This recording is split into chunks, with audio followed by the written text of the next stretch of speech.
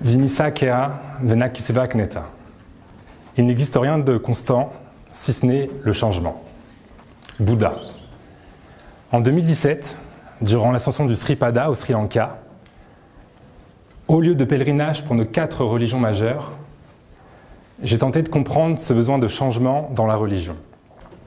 Bouddha disait en effet que dans sa vie, on peut atteindre à un moment l'éveil, le nirvana, un état où notre façon de voir les choses va changer radicalement. Et si la religion nous montre qu'il s'agit d'un objectif depuis très longtemps, le changement, la révolution technologique sans précédent que nous connaissons nous montre qu'il s'agit d'un objectif immédiat. Et pour tout le monde. Accélérer, augmenter, améliorer, transformer, modifier, changer, la rupture est partout.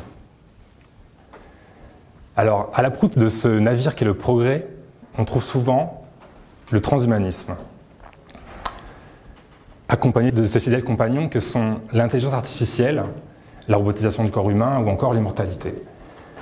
J'ai commencé à m'intéresser au transhumanisme car j'étais passionné de nouvelles technologies et cette envie de changer un peu le monde, à ma manière. Mais aujourd'hui, devant vous, c'est différent. Il est temps de rentrer dans le dur. C'est bien beau d'explorer le futur, mais il est temps de mettre les mains dans le cambouis plutôt que d'éviter de se les salir. Alors, qu'est-ce que le transhumanisme, déjà? Par définition, améliorer l'humain par le progrès technique. Alors, c'est vague. Au sens large, on est tous déjà transhumains, au vu par exemple de ces prothèses que l'on a tous dans nos poches, les téléphones, qui sont des prothèses de mémoire, prothèses de géolocalisation, prothèses de voix notamment. Et au sens restreint, de l'autre côté, être transhumaniste peut être vu comme être un dieu fou, souhaitant être immortel, cybernétique et délaissant une biologie à bout. Et entre les deux, il y a nous, vous, citoyens, qui ne savons pas forcément quel camp choisir. Tous transhumains ou tous contre? Alors, ce soir, plutôt que de définir le transhumanisme, et c'est peut-être bizarre sur un talk que sur le transhumanisme, je vais vous proposer de ne pas le faire, de ne pas se demander s'il est bon ou mauvais, mais d'avoir une nouvelle base, de se dire qu'il est neutre et que c'est à nous de lui donner la valeur qu'on souhaite. Ça pourrait être bien ça, la première valeur d'un transhumanisme réapproprié. S'écarter du débat qu'il y a autour de son sens, des quiproquos, des critiques qu'il y a autour. Et même on pourrait aller plus loin. Si on faisait ça avec les technologies aussi, pourquoi être toujours le plus technologique? Le smartphone, la montre connectée, le bracelet connecté, etc. Je peux vous proposer ce soir un transhumanisme où la technologie aurait du sens, mais elle serait moins présente. Prenez l'exemple, par exemple, des personnes à qui on implante un exosquelette parce qu'elles sont paraplégiques. Donc c'est quelque chose de très encombrant, très imposant. Et elles trouvent souvent désagréable cette robotisation. À l'inverse, les personnes à qui on implante des technologies invisibles, comme la stimulation cérébrale profonde, dans le cas de la maladie de Parkinson, n'ont qu'une seule peur, c'est que l'on arrête cette stimulation bénéfique. Autre exemple, par exemple, en 2018, on a inventé un implant biodégradable qui est capable de régénérer des nerfs après une lésion. Et cet implant est biodégradable par le corps, symbole d'une technologie à fort potentiel, mais qui se fait totalement oublier.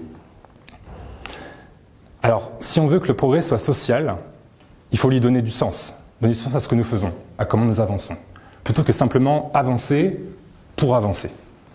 Et bien ça pourrait être le deuxième fondement d'un transhumanisme alternatif. Donner du sens à nos technologies. En fait, c'est même la réponse à ce qu'il y a de plus d'extrême dans le transhumanisme. Si l'on en suit les prémices du mouvement, que l'on réduit souvent à la Silicon Valley, égoïstement, au centre des préoccupations, il y a l'humain. C'est d'ailleurs ce qu'a donné transhumanisme en hommage imposé à l'humanisme des Lumières, l'humanisme de la Renaissance, celui de Vinci notamment, qui mettait déjà l'homme au centre des préoccupations. Mais aujourd'hui, penser l'humain seulement avec toutes ces technologies, ce n'est au final n'être qu'un Tony Stark, un Iron Man.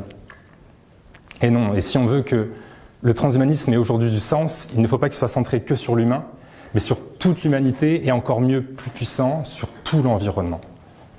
un transhumanisme humain, éthique et écologique. Alors avec l'écologie, en ce moment, ce qui peut paraître marrant, c'est qu'on essaie de trouver des solutions humaines pour améliorer la nature.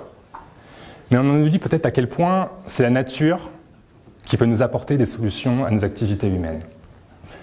Par exemple, il y a cette idée des plantes bioluminescentes qui pourraient un jour éclairer nos villes, ou encore, vous le connaissez sûrement plus, on s'inspire aujourd'hui de nos réseaux de neurones pour créer les réseaux de neurones de l'intelligence artificielle. Alors l'intelligence artificielle, là on commence à se rapprocher du centre du transhumanisme. On lui reproche souvent de placer beaucoup d'espoir, voire même tous les espoirs, dans la technologie, dans l'avènement de l'intelligence artificielle, ou IA, pour résoudre tous nos problèmes. Mais ça, ce n'est pas le transhumanisme, c'est le technoprophétisme. Et c'est différent, et ça comporte même un problème majeur qu'il faut éviter, c'est celui du point individuel de défaillance. C'est lorsque l'architecture d'un système passe un moment par un unique point donné. Alors par exemple, c'est quand vous avez une Wi-Fi chez vous et que si la Wi-Fi ne fonctionne plus, et bien alors tous les appareils qui sont connectés à la Wi-Fi ne vont plus fonctionner. Et bien imaginez maintenant qu'une intelligence artificielle, un algorithme, gouverne un pays, voire le monde entier. Et maintenant imaginez les conséquences si, ainsi, tout était déconnecté. Alors, que propose un transhumanisme alternatif face à cela? Eh bien, ne plus mettre l'intelligence artificielle comme notre maître, mais comme notre meilleur outil, notre meilleure aide. C'est par exemple, imaginez une IA écologique, verte, comme à Google, celle qui limite les déperditions énergétiques des propres data centers qui l'hébergent. Ou encore, comme j'ai eu la chance de la rencontrer, Maeve, qui est une intelligence artificielle à Grenoble qui est capable de lire un IRM. Elle est capable de voir des petits AVC, des petites ruptures d'anévrisme, plus rapidement qu'un humain, là où chaque seconde compte. Vous l'avez compris, cette IA peut sauver des vies, elle l'a déjà fait, à temps là où un humain n'aurait pas pu le faire. Une intelligence artificielle qui vous sauve de la mort. La mort. Là, on est vraiment au cœur du transhumanisme, la longévité.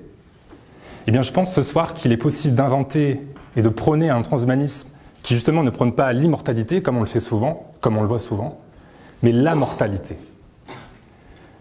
L'un, c'est ne plus jamais mourir. L'autre, plus modestement, c'est ne pas savoir quand mourir.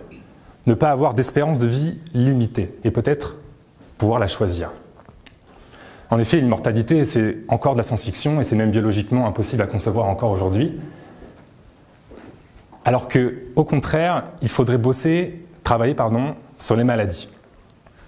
En effet, on souhaite tous vivre vieux, mais on ne souhaite pas être vieux.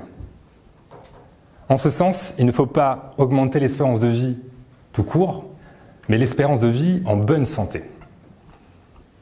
Par exemple, on sait que, cela se confirme aujourd'hui, le vieillissement est une maladie, ou plutôt un ensemble de 9 marqueurs, comme la détérioration de notre ADN, qui augmentent sensiblement la probabilité d'avoir des maladies liées au vieillissement.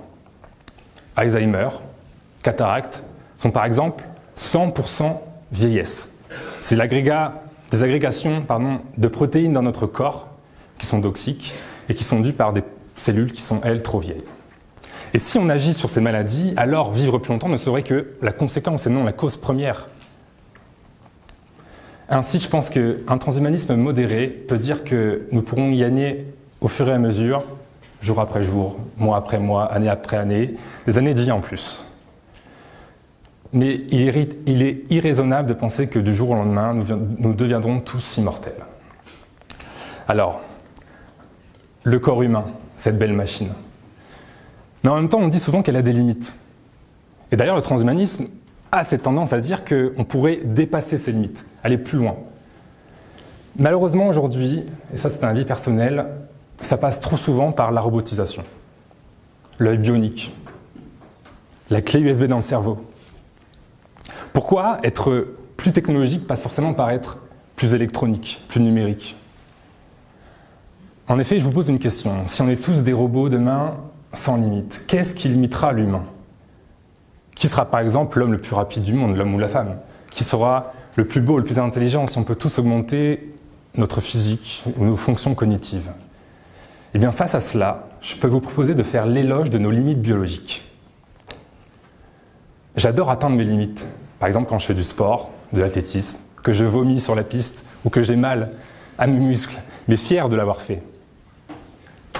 J'adore atteindre mes limites quand je suis seul face à la nature, perdu loin de nulle part, et que je sais que je ne pourrais pas vivre plus de 3 jours dans cet environnement. J'aime bien atteindre mes limites quand je suis réchauffé par la chaleur d'un câlin, alors que dehors il fait trop froid et que mon corps n'arrive pas à se réchauffer tout seul. Alors je vous propose de continuer à avoir des limites ou changer pour ne plus en avoir. Et avouez-le, c'est vraiment ce que l'on fait. Par exemple, il suffit que le dernier iPhone X ou XR sorte et on a envie de l'avoir tout de suite. Mais après, a-t-on vraiment changé? Est-ce que c'est parce qu'on peut rendre l'homme et l'humain meilleur qu'il faut forcément le faire à tout prix? Je pense qu'on est capable d'imaginer un transhumanisme qui ne soit pas celui de la performance, de l'accélération, etc., mais qui, au contraire, plus modestement, plus sereinement, est celui qui va nous offrir un monde plus accessible, plus compréhensible. En effet, il reste toujours une limite biologique que j'aimerais bien augmenter. C'est celle qui est aussi grosse que ça. C'est votre cerveau. Elle est aussi grosse que vos deux mains, vous pouvez faire le test. C'est exactement le volume, 1,5 litre. Et bien cette limite-là, elle nous empêche justement de définir le transhumanisme. Pas que c'est parce qu'il y a trop de variables à prendre en compte d'un seul coup. Et pareil, comprendre la France, l'économie, le chômage, etc. Et en même temps, il doit être super dur pour un président de gouverner un pays.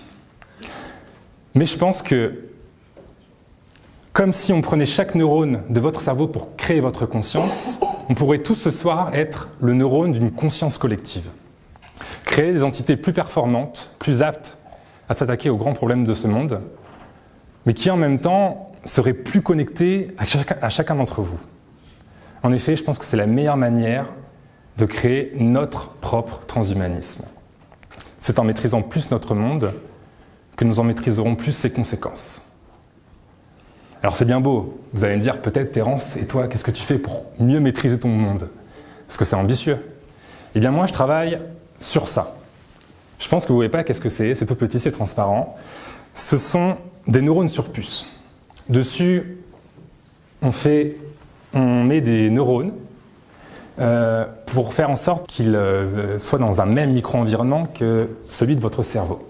Alors cela permet des choses incroyables. Par exemple, peut-être un jour se passer de l'expérimentation animale, réduire drastiquement le coût et le temps que l'on met à développer un médicament, ou encore, et c'est ce qui me plaît sûrement le plus, imaginer les tissus régénérants de demain. Et pour en revenir à mon fil rouge, imaginer les tissus régénérants de demain, pour moi, c'est choisir la continuité face à la rupture si l'on devient robotique. Alors beaucoup de personnes pensent qu'en effet, à un moment, nos vies seront radicalement différentes. Je ne sais pas si vous connaissez l'un des plus célèbres transhumanistes, Ray Kurzweil. C'est un des directeurs de la recherche à Google. Il dit qu'en 2029, donc dans 10 ans, on sera tous capables de télécharger notre conscience dans des programmes informatiques et de devenir ainsi tous des robots. Est-ce que c'est ce que vous souhaitez? Non, mieux, est-ce que l'on vous a demandé votre avis? Alors en effet, il y a pas mal de gens comme ça qui pensent, et c'est la majorité, que nos vies seront radicalement différentes à un moment. En même temps, c'est dur de penser le contraire à l'aube de la révolution technologique la plus folle de notre histoire. Une révolution technologique exponentielle qui va tout changer. Accélérer, augmenter, modifier, transformer, changer, la rupture est partout. Et d'ailleurs, des récentes élections ont montré la montée des extrêmes qui veulent justement la fin d'un système et un changement total. Mais si finalement, il ne fallait pas d'abord réfléchir à qu'est-ce que l'on veut garder pour construire justement nos actions et nos révolutions autour. Et si finalement, le vrai transhumanisme, c'était celui de la continuité. Voilà comment j'imagine exactement le transhumanisme. Vivre exactement de la même manière qu'aujourd'hui. Pas forcément dans un futur ultra urbanisé, ultra bétonné, ultra robotisé. Non, je pense qu'on pourra continuer à aller courir dehors, sortir avec ses amis, aller voir sa famille, aimer quelqu'un, avoir des passions, des loisirs. Mais ça, je pourrais le faire si j'ai des technologies qui ont du sens, sans peur. Sans la peur de mourir du cancer, par exemple, grâce au progrès de la médecine. Sans la peur de mourir dans un accident de voiture, grâce aux voitures autonomes. Sans la peur d'être sans argent ou même juste limité par l'argent, grâce à l'automatisation de nos industries, de la production d'énergie ou encore le revenu universel. Et pour revenir à mon ascension du Sripada au Sri Lanka en 2017, Bouddha disait que la souffrance vient du désir. Alors pourquoi avoir choisi cette ascension où les pèlerins s'infligent une rude montée comme symbole de cette philosophie? La souffrance vient du désir. Ne faut-il pas avoir envie d'aller au sommet pour ne pas ressentir la souffrance de la montée? La souffrance vient du désir. Je ne suis pas sûr d'avoir compris l'essence même de l'éveil, de ce besoin de changement immédiat auquel on pourrait arriver par le nirvana, que pouvait promettre parfois Bouddha. En tout cas, s'il existe, je ne peux pas le voir comme un événement ponctuel dans votre vie, mais comme une perpétuelle continuité. En effet, je pense qu'un transhumanisme raisonné, modérable, alternatif, c'est souhaiter la continuité de nos pensées et de l'humanité. Et s'il y a bien quelque chose qui est, peut et doit rester, c'est bien l'humain. En ce sens, améliorer l'humain ne signifie pas forcément le transformer. C'était un pur kiff, merci.